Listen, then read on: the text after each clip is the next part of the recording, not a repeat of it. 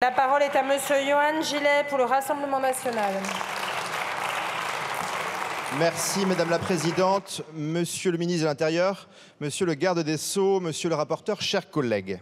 Cette motion de rejet démontre, s'il le fallait, l'incohérence de la NUPES. Alors qu'en métropole, vous défendez l'indéfendable à bien des égards et que vous prônez notamment la possibilité pour les étrangers de voter, vous vous opposez aujourd'hui à un texte qui vise à donner le droit de vote à des Français dans leur propre pays. La Nouvelle-Calédonie est un territoire éloigné géographiquement de la métropole. Il n'en est pas moins un territoire français où, pour des raisons historiques, un nombre important de nos compatriotes, viscéralement attachés à leur territoire, à son identité et à ses particularités, n'ont pas le droit de vote à certaines élections.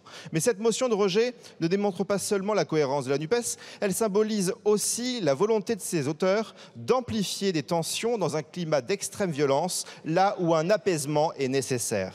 En 1958, en 1987, en 2018, en 2020, en 2021, les Calédoniens se sont exprimés. Ils ont réaffirmé à 5 reprises leur volonté de rester français.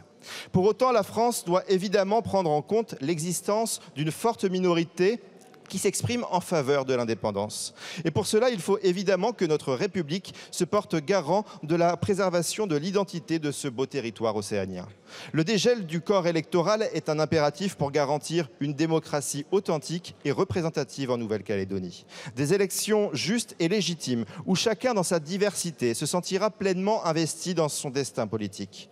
Vous l'aurez compris, le groupe Rassemblement national, qui appelle de ses vœux au respect de toutes les sensibilités et qui appelle au dialogue et au calme, votera contre cette motion de rejet. Je vous remercie. Je vous indique que je suis